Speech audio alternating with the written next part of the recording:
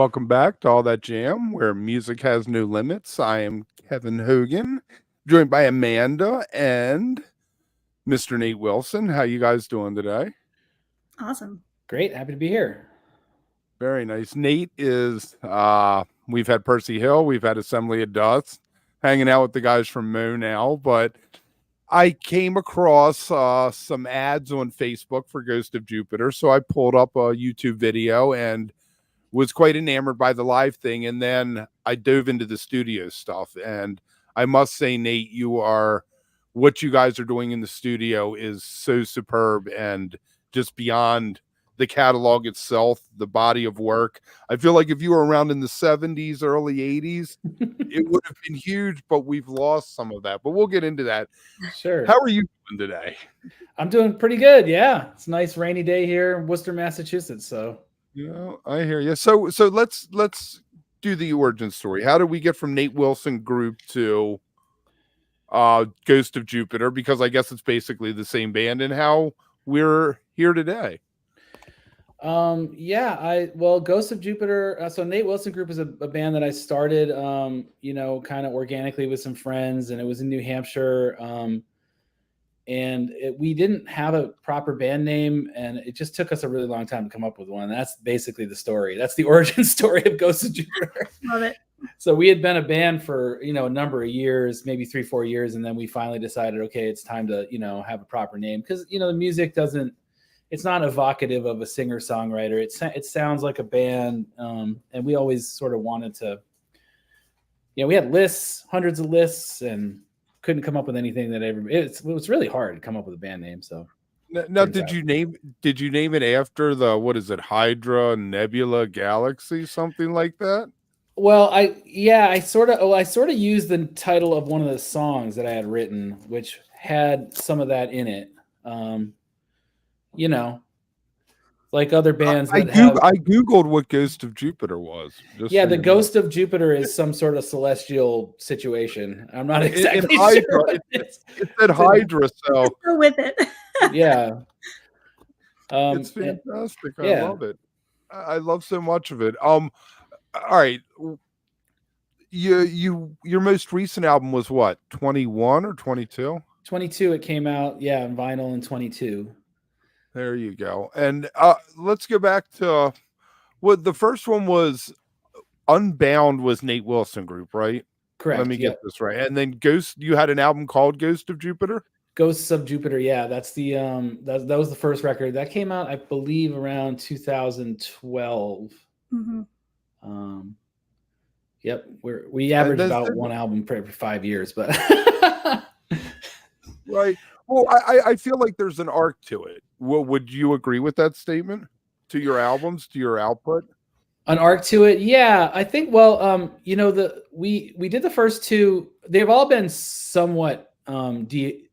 The second album we did so I consider it the second album. It's really the first Ghost of Jupiter album. We were working with a small label. We had a producer. We had a studio, and so that process was interesting. I mean, it came out in a certain way, but it was a collaborative thing. It winds up being a little bit of a, it can be a struggle. So that album, I listen to that album. I like the songs a lot, but I hear, sonically, I hear some of the things I was struggling with. But then we released an album called Great Bright Horses in 2016. And that was at a point where we just decided to just do everything ourselves. So our engineer, who's our bass player, his name is Thomas Latta. We call him Steve Dave. He's just a brilliant guy. And in addition to being a fantastic musician, he's just a great engineer. So we did everything on the last two albums ourselves, just basically with a laptop, minimal gear. On Great Bright Horses, we actually rented Airbnbs to go and hang out for a weekend, and we would just record all weekend, There's a thematic unity to the last two albums, I feel like. Yeah, they actually, so let me back up. The last album that we sort of did, and come to think of it, we didn't do it exactly the same way. And we did it all ourselves, but we did it a lot of collaboration online because it was during the pandemic. Mm-hmm. So, we got together and recorded the basic tracks, but then we would send the tracks back and forth. And we were never actually all five of us in in the room at the same time. So the product of that then, in your opinion, was that different ultimately when you listen back or when you think of it, or do you feel like it kind of came together the way that you would have expected?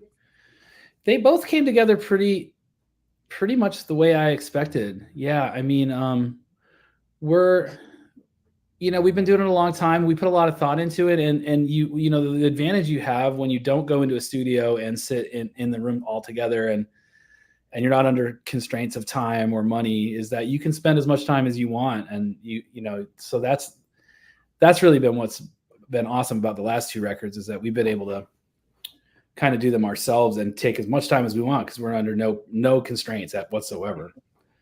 You really you can hear that you embraced what I call, not to downplay it, but de-skilled technology. Anybody can have a studio on their computer now. Yes. Kind of like anybody can have a microwave and make Alfredo in the microwave, but it isn't it. So, sometimes you can nail it, I guess, but it's fantastic that you guys could do that. And quarantine, did you find, by forcing you to do that, it helped it grow what you did? You mean grow in what, musically? I think, well, that and just the amount of, just the practice that we've gotten in producing records ourselves. The ability to record from home, just the process, the ways that we can get sounds that we want to get, that we were happy with, all that kind of stuff. It just builds, we did one record and then we did the next one and it just sort of built off that. But yeah, I'm really proud of those two albums, the way they sound. We put a lot of time in on them, and it's pretty amazing. I didn't know, when I first started making records when I was 15 or 16, I didn't know there was ever going to be a time where I could just fire up the laptop and get pretty close, Exactly. It's pretty amazing, Yeah, it is. I just wanted to mention that the art for your albums for Ghost of Jupiter is really wonderful. It's very unique. It feels like there's really a meaning behind it. So I'm not sure if you've had the same person or people working on that with you, but to me, it's very eye-catching. That's something that I noticed right away. Yeah, the last two have been the same artist, who's this fantastic guy. He's his name is Robin Nista, and he lives in Stockholm, Sweden. And I just sort of hunted him out because I was a fan of a bunch of work that he's done for other artists. He's done a lot of stuff for the Austin Psych Fest, and a lot of the artists that are on that. He's done a lot of work for like European labels that do mostly stoner and doom kind of stuff. But he's been great to work with. He's really into the music. And so like when I talk to him about it, I give him kind of just a sense as to like what some of the songs are about and what are the general vibes. But then I just kind of just let him do his thing because he's so good. So, the last two, Great Bright Horses and Keepers of the Newborn Green, is stuff that he just kind of came up with based on what he was hearing. So very reminiscent, the artwork, of what's contained in the vinyl, in that it's timeless, but it's also very anchored in a certain place. Like, like a song like you had, like Broken Arrow, is like a lost Uriah Heep song. And then I hear other stuff and I'm like, It's a Beautiful Day, I can hear a little bit, or Spirit or something. And it's timeless. It could have been written yesterday, or it could have been written in the 60s. And it really boggles my mind how you guys do that. What is the process of writing songs for it? Is it you have a song sketched out and you take it in and let the guys run with it? Yeah. So, kind of just because I'm a little bit of a control freak, and also because we have limited time. I mean, everybody in the band is super busy. They're engaged in, I like drummer in the band, Tom Airy. He plays with Peter Wolf and Jay Giles' band. He's on tour a lot of the year. When he's not doing that, he's teaching. And, everybody in the group has other stuff. So partially as a time savings, I do a lot of just writing on my own. I spend a lot of time just demoing. I never create like finished products of stuff, on my own, but I'll try to just sketch the parts out as much as possible so that when we do get together, we can like hit the ground running. Mm-hmm. So I do that a lot. I'll just come up with ideas and I'll sit. I have, a little bit of a home studio rig, and I just kind of mess around. And then the part I hate the most is writing lyrics. So I put that off forever. And then when it comes time, I sit down and I just sort of fight with it and get it together. You are, for not liking to do it, you're damn good at it, because it's one of the things that tends to lack in jam bands. You know, the lyrics are always the thing that people outside the scene will say, dude, what are they doing with the lyrics to some of these songs? Yeah, But I feel like you've really found you know, like there's certain things that reoccur in it over and over again. Like sure. you have a voice. There's a voice there, whether you like bringing it out or not, I guess. No, I do. It's just I think the lyrics thing is just like everything. It's every other element of music, is that you have to spend time working on it. And I think, it's hard, when you've spent a lot of time learning how to play an instrument to a certain level, and you've just already put that time in. It's hard to embrace the idea that you're going to have to sit down and do the same thing for your lyrics. But it's just part of the grind. It's just part of a grind for me. I know I have friends who write songs and can write a song in 5 minutes, but that's not me. I can't do it. Got to have your process, Yeah. Got to trust it. And I agree with Kevin too. When I come across a band in the jam scene where the lyrics, you can really tell someone's got that mastery of what it is that they're trying to do. It not only stands out, but I tend to remember that, Sure. So definitely appreciate that. And I feel like it's been that way, all along. Kevin, I don't want to jump forward. I was super excited, as I mentioned, Nate, earlier, to talk about. Oh, no, yeah, can I do that? Okay. Yeah. Awesome. Yeah, this is like kid in a candy store time. So Timeless, I think Kevin mentioned that. And I will just say straight up that Color and Bloom for me is still one of the most listened to albums for me on a very regular basis. But I was sitting here thinking, Straight On Till Morning, you all put out, a number of albums. Wow. Is it cool to say Color and Bloom? Like, do you hear that a lot? Does it get to a point where you're like, we did all this other stuff too? So it was so. No, I never get tired of hearing anybody who's listening to our music, because there's so few people who are. No, I'm just kidding. But yeah, I mean, Color and Bloom, people come up to me all the time and they love that album, and I'm it's another, just another phase of my life. But it's I'm definitely super proud of what we did. We worked really hard on that record too. Mm-hmm.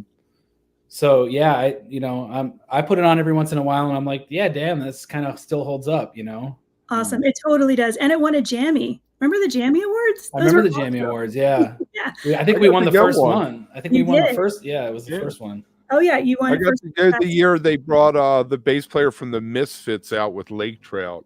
Whoa. To do a Ramones tune. Wait, I was at almost all of them. I don't remember that though. Must have been something else during the show. Wow.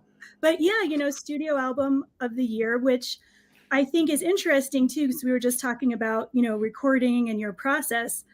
Correct me if I'm wrong, but I know I had read a couple times that for a, jam band, especially in the 90s, in that era, you all really enjoyed being in the studio. And that was something that was comfortable. Yeah, we did. I think that we put a lot of time into the into thinking about the recordings, the parts, and we loved being in the studio. Back then you couldn't do it without spending a lot of money, and we never got signed to a major label. And so we didn't have a lot of resources. So when we went into record, it was very much like we had to have our act together, and, we had to, that was when in your we're in our early 20s, and it's like, we're living in a house together, we're on the road, we were just constantly working on the music all the time. And I think that, the music that we were sort of trying to channel, it needed that kind of treatment. We were very into like Steely Dan, and we were into Sting and Jamiroquai, and like all these sort of like, those were our major influences on trying to make those albums. So we had to spend the time to do it, and we had to learn how to do it, Yeah, absolutely. Well, I think there was, and again, I'm trying to put myself back then, a certain amount of orchestration and the composition of the songs on that album, I think really lent itself well to a studio setting. It felt good for that purpose. Yeah, we had to kind of tackle it like, I think, a lot of bands in our genre would probably go in and try to just recreate what they do live, but we didn't really think of it that way. We sort of thought of it as just like, whatever was going to make the song good, we're going to put it on there, and we'll worry about whether we can play it live or not later. So it wasn't, I mean, there was definitely lots of overdubbing and lots of parts being put on there. And it doesn't sound like 4 people playing in the room together. It sounds like more than that. Definitely sounds like more. And so that was 98. Prior to that, of course, you all had been a band for some time. And as one of the original members, you had seen, some changes in the lineup. And I was curious, just adapting to that and kind of moving through and continuing to play and do so many great things. What did you need to do, or what does someone need to do to be able to continue, when you have some of those changes?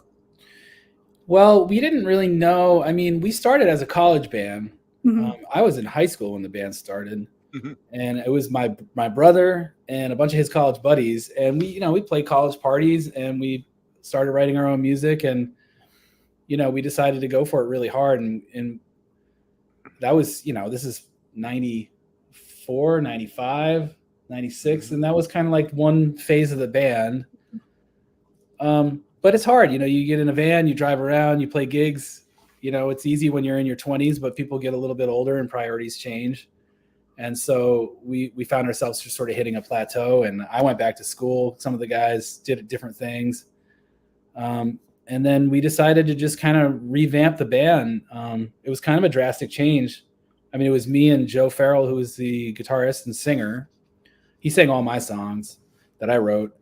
And we brought in our friend Aaron Katz, who's a phenomenal songwriter and drummer, and our friend John Lassesse. And we decided to just plow forward. I don't know. There's not much more to it than that. And then shortly after that, we made Color and Bloom. It was, maybe just a matter of like a year or two after that. So, yeah. Right place, right time. That's right. Yeah. For sure. For that album too. Mm-hmm. Because it was one of those ones you'd find, like when you used to go to someone's house and you'd look through their CDs, to kind of gauge who they were. It's one of those ones that you would find to be like, oh, all right, you're cool. Wow. That's quite a compliment. I like that. I should have found my copy. It's downstairs. Where's your copy? I want to see it. You guys better present that. I'm going to pause my camera for a second and run downstairs. I mean, I know exactly where it is because I have the same book. But yeah, definitely that scene also where, generally that Northeast scene had the slip. I mean, there were so many great bands that came out of that time period. My favorites to this day. There must have been a really good energy, and I'm thinking camaraderie or, community around that. Did you feel that? Yeah, for sure. I mean, that's where I got to know the guys from Mo. That's why I'm doing what I'm doing right now, is because of that scene, So if it wasn't for that, I wouldn't be here doing this. But yeah, it was great. I mean, it's different looking back on it now because you have the nostalgia to look through, I mean, it's definitely a nostalgic time.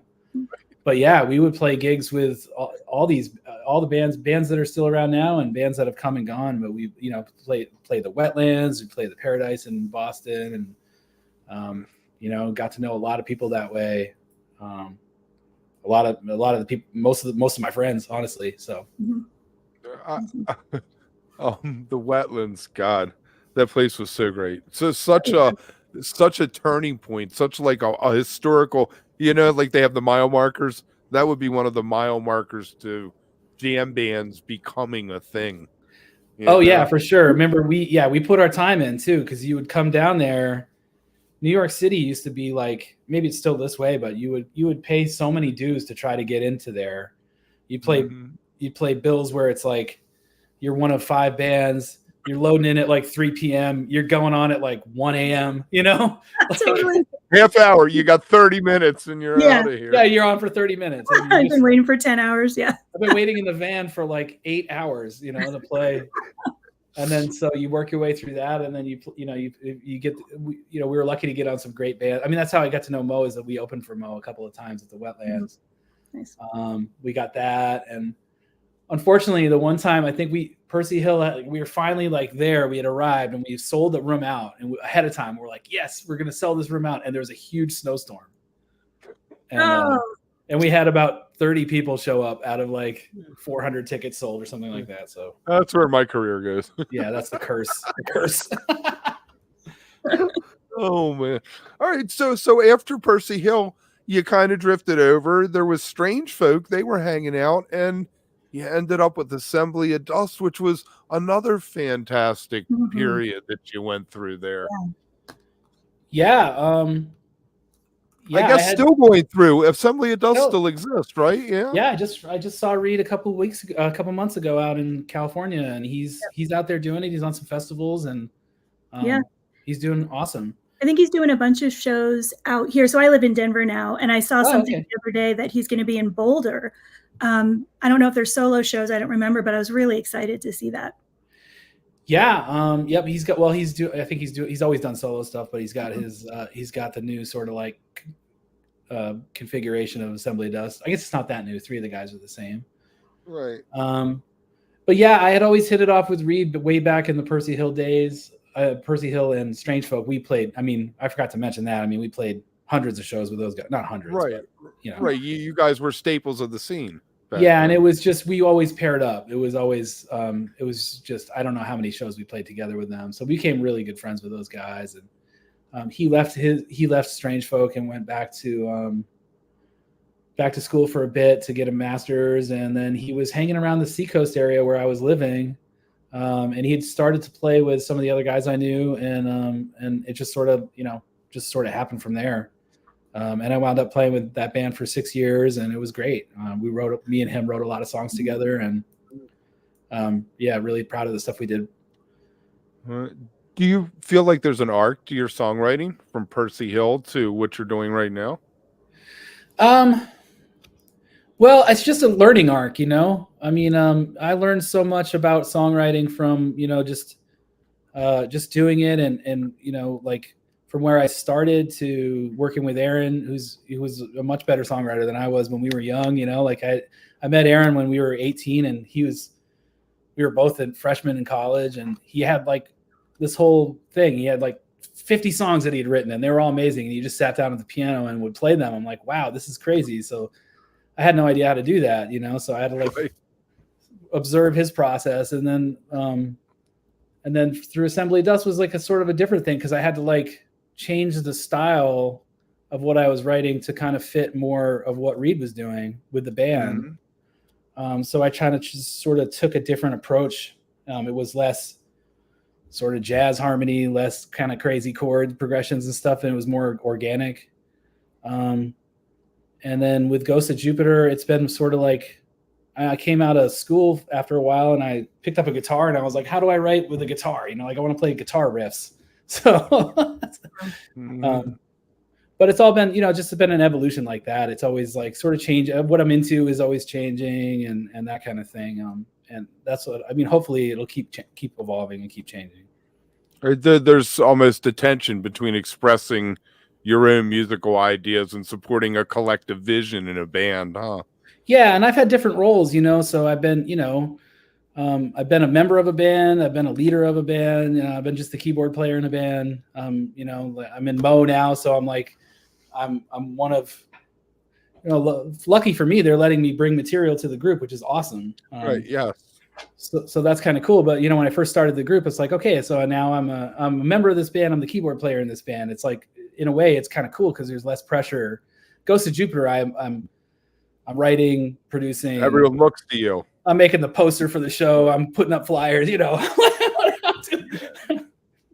I hear you. So let me ask you, you mentioned the pink elephant in the room that you play with Mo now. It's been a good year since they announced you were part of the band. When Chuck got sick, you stepped up, you filled in a role. My great question for you is, how did you approach it? Did you, when you listen to Moth, or you listen to Rabubal, or you listen to Nebraska, did you automatically think what keyboard is right there, or was it a process of trial and error playing live? There's some trial and error. I mean, there's some stuff where there's keyboards on, you know, a lot of their studio recordings. So there's ideas there. Al would play keyboards. I played a couple keyboard tracks on some of their early stuff. And then it's just, yeah, you just kind of have to feel it out and find a place and be respectful of where the music is and the fact that there's already a lot going on, you know, so you have to be aware of that. You can't just come in bull in a china shop style, you know. Right. we talked to Vinny, and we were talking about, like, adding a keyboard, how it changes the dynamic of the two guitar thing. And I think that he and I and Amanda all agreed that you really haven't. You found a place in order to create these textures around what that original sound was. Whereas something like Government Mule, where they added the keyboard, it completely changed what the band was from being the power trio, Yeah, I can hear that. I think you have to, you have to just know what's the most important thing happening at all times. And if you're going to insert yourself into a situation, you have to be able to.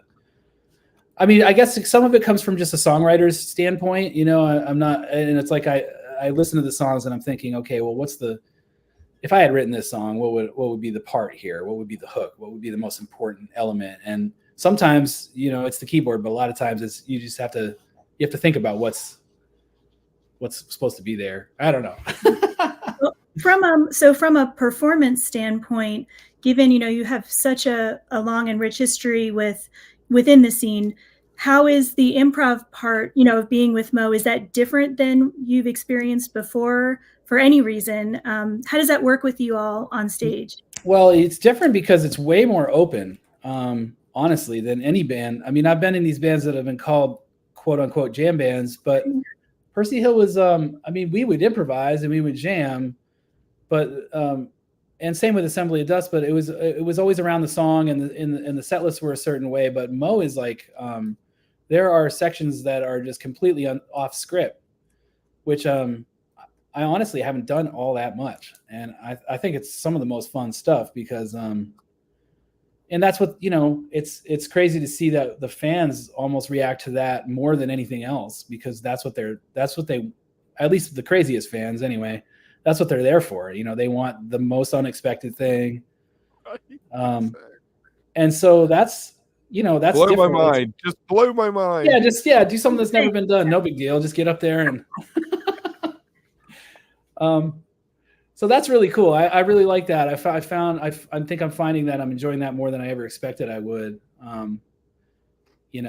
don't know who to compare that to necessarily. I know other bands have done it this way, but just the idea of the notion of writing a set list that has to be sort of like this unique thing, and the songs can flow into each other, and there's long sections of just complete like free improv. Right. Although I do have to give a nod, and this will be my last walk down memory lane, but I do have to give a nod to the 2003 live album. I think it was from Paradise Rock Club, maybe in Boston. There were some, really great jam segments. I listened to that one a lot too. And I think that when you all would add horns or kind of other layers, the percussion, sometimes I know there'd be a few extra folks on stage. You really achieved a lot of like texture. There was a lot going on in that live show experience too. Yeah, we did a live album with Percy Hill, where the whole idea was we were just going to bring out like a big ensemble. And so we had 4 horn players, we had 2 backup singers, we had an extra guitarist, 2 percussionists. And I wrote a lot of the horn arrangements and stuff for that. And that was just a lot of fun. And the recording, it came out great. It wasn't something that we could do, sustained. We can't bring I don't remember, it was a 12, 13 piece band. A lot of people. Yeah, it was not going to be something we could do. But we always sort of felt like we wanted to do something on that scale, so a lot of the music that was the biggest influence to us, like Paul Simon, Rhythm of the Saints, or Steely Dan live stuff. It's just like we always sort of like, we wanted to hear what it would be like if we sort of gave that treatment to it. And cool. That was kind of the idea there. Yeah. That's awesome that you were all able to do it and successfully too. Yeah, it was only I think it was only maybe 3 or 4 shows, but it was good. There's a guy out of New York named Jimmy Montague, and he has the whole Steely Dan, Doobie Brothers thing down, the whole sound. And we talked to him once, and he was like, "I hate touring. I don't want to have to play live." And he's like, "And if I try to do this live, I have 12 people. I can't go on tour with it. It's never going to be financially, you're never going to be able to do it. It has to be a passion project." or you have to have a 3-piece that you're making a bunch of money off of to Mhm. dump into the 12-piece. Maybe he figured out why Steely Dan didn't want to tour. I don't know. Kindred That's the ultimate. That's the last element of the cover band is not touring. Exactly. So you have another project, right, with a couple of the guys from Mo that does some 70s covers. You kind of wear your influences on your sleeve a little bit. Yeah, it's Blue Star Radiation, and we started doing that like right at the tail end of the pandemic. So I've been talking to Rob. We just had texted over the years about, like, hey, let's throw like a super group together and go and play, and that idea got thrown around a bunch. And then we finally, it was, there was like a lot of momentum coming out of the end of the pandemic when people were finally, there was a lot of excitement about people playing live and playing in small clubs, and lots of people were excited. And so we're like, let's do this. And we got a hold of Tim, and we just we did a bunch of sort of Mo tunes that Rob had on the back burner, and some songs that I had from Ghost of Jupiter, and some of Tim's stuff, and then a bunch of 70s rock songs that we all have been dying to play and just never found the right situation for. So yeah, we do some Supertramp, some Jethro Tull, Joe Walsh, stuff like that. I don't know if it's considered dad rock, but that's kind of that's such an influence. I can hear it all over Ghost of Jupiter, from the Summer of Love to the MC5. I mean, there's, how did you come to all that? Did you just grow up? Was it your parents? Was it who you hung out with in high school like me? It was the other kids in 6th grade. Check Rush out, man. This stuff's great.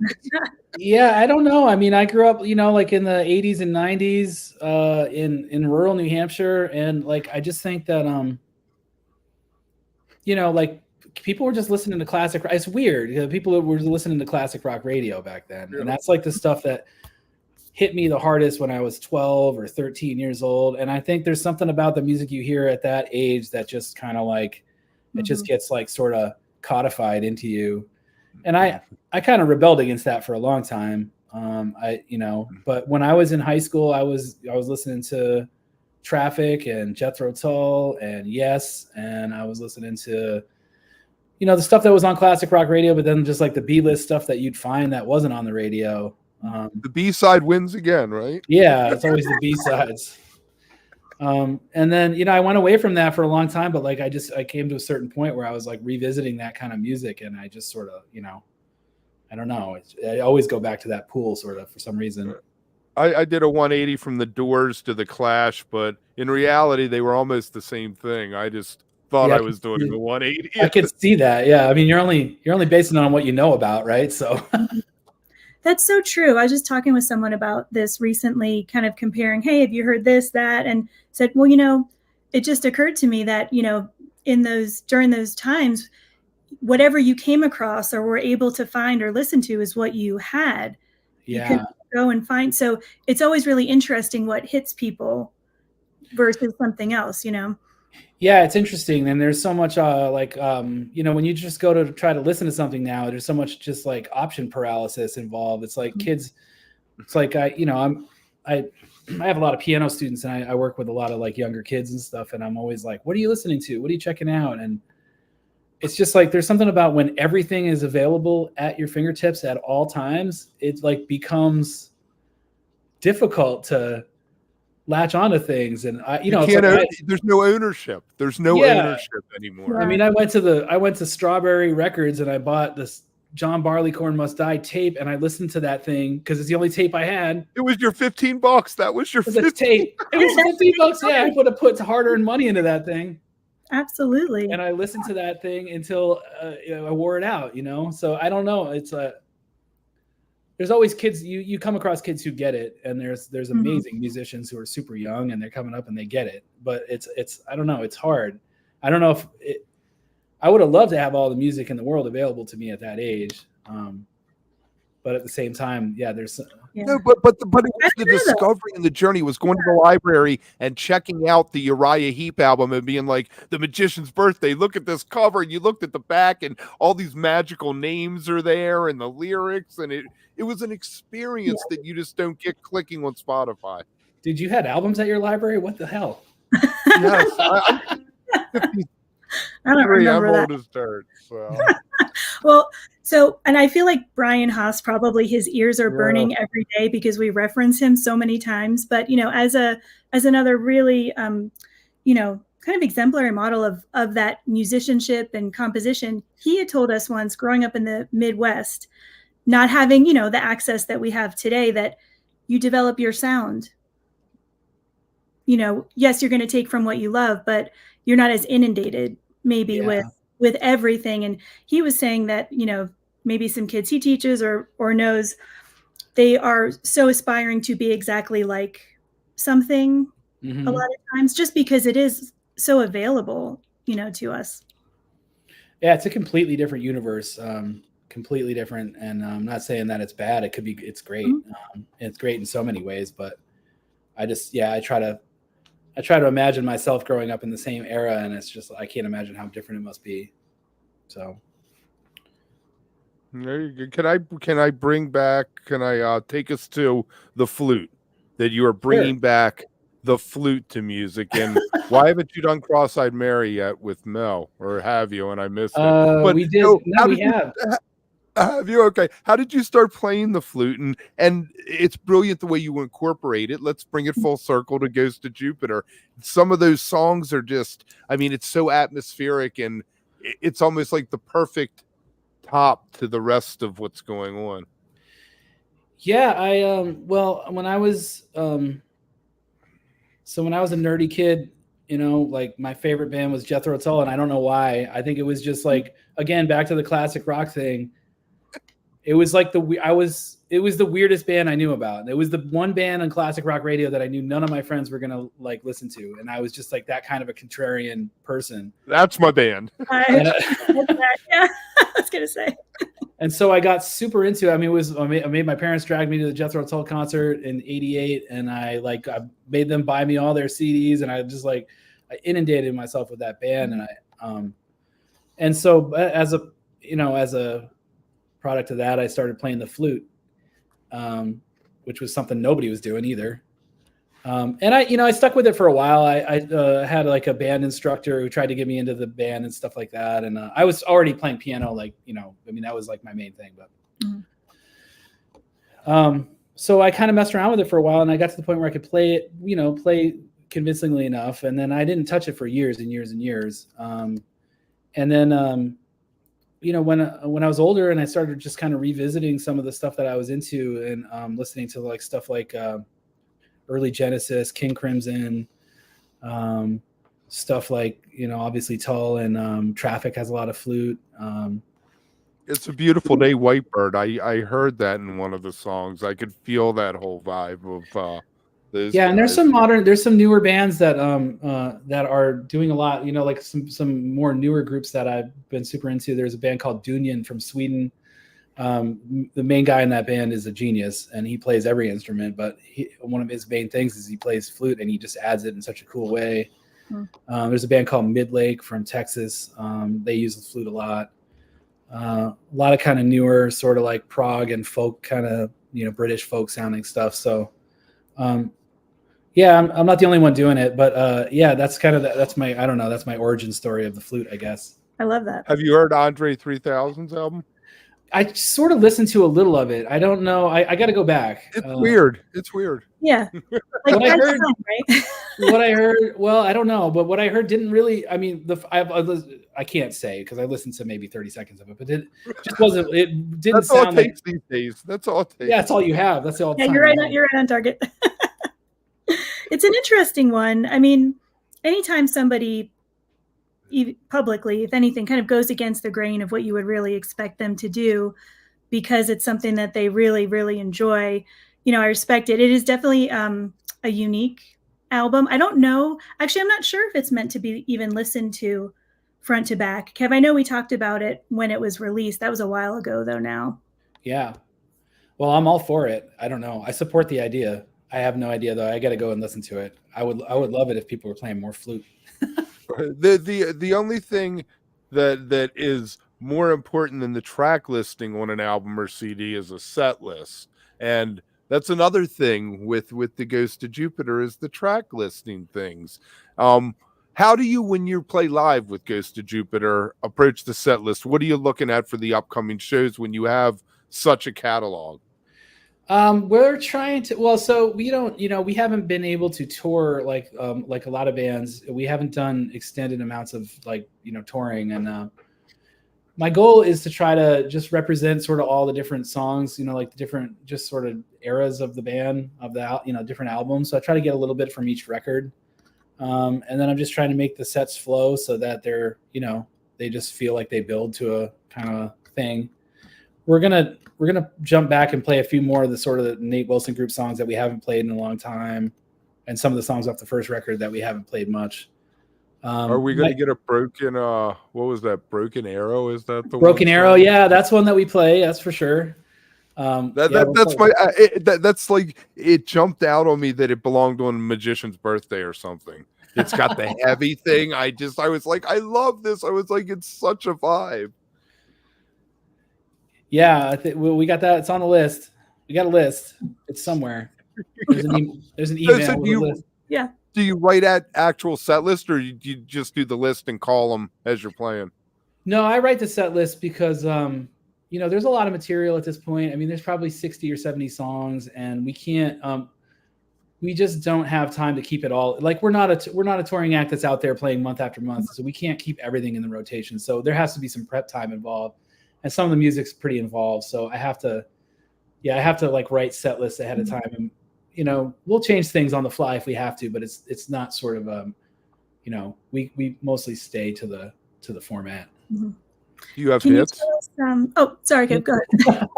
I'm taking requests. Yeah, okay, there you go. Some bands will say they have a song that people are always asking for, I don't know. I don't know what that would be for us. I'm not sure. Apparently it's Broken Arrow. Oh, okay, Broken Arrow. You heard it here.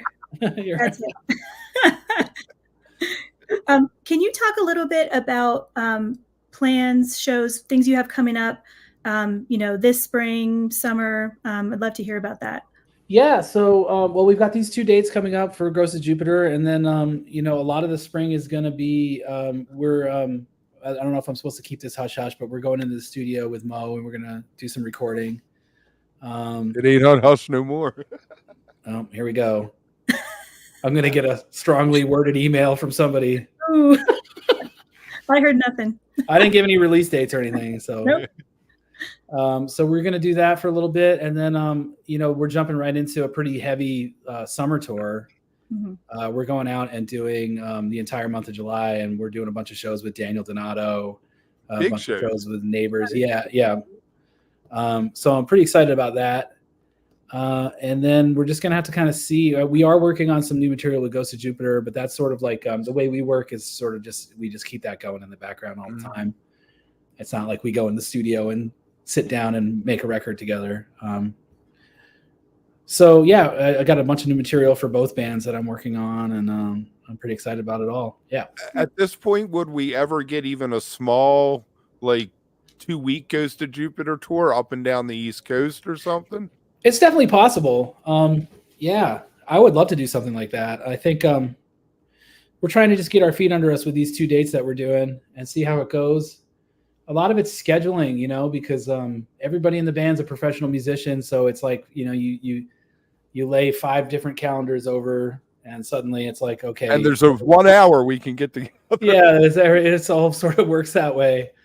But I would like to see, us do more, especially, if we get a record together, and it's usually a lot for us. It's a lot about like putting an album out, getting some energy behind that, hitting the road for some dates to support the record. That kind of thing. So there you go. Is there anything else you would like to throw out before we wrap up today? I don't know. I think that covers it. I don't know. What do you guys got? We did a lot. We did good. I think we did good. Okay. I mean, I have 1,000 questions for you. I could keep you around for hours, but you don't have any top 5 lists. You don't want any top 5 lists for me to do, or Desert Island or anything like that? No, nothing exciting like that. What's your favorite Mo cover to play? There you go. It's a favorite Mo cover to play that we've done recently. We've been doing. This is going to maybe surprise you, but we've been doing Interstate Love Song by Stone Temple Pilots. Nice. I And love Rob sings it, and he sounds perfect. It's like right in his wheelhouse. I've had a blast every time we played that one. So I'd like to see the grunge making appearances. I saw Humphreys a couple weeks ago, and they did Lithium. oh, cool. And so yes, I guess we can't do that one then. of course you can. There's no rules. No I matter. don't believe in jam band squatters' rights on songs. I think Ryan said to us, force, isn't it? Ryan from Humphreys said to us that the jam band rules say you can't play the same song 2 nights in a row, and I don't think he agreed with that rule. Yeah, I fought it for a while, but I understand it now. You know, I mean, if we play when you have a new song, though, you have a new song. It's the shiny toy. You want everybody to hear it. You know. That is true, yeah. And then it's usually like 2 people on the internet who are mad that you did it. You know what I was just going to say, you might hear about it. You know? will hear about. Oh, you'll hear about it. We're familiar with that. Oh my gosh! Love all it, right, though. very good. I'm gonna run the end credits. Hang out with us for a second. Excellent. All right? Thank you guys. Thank you for watching, everybody.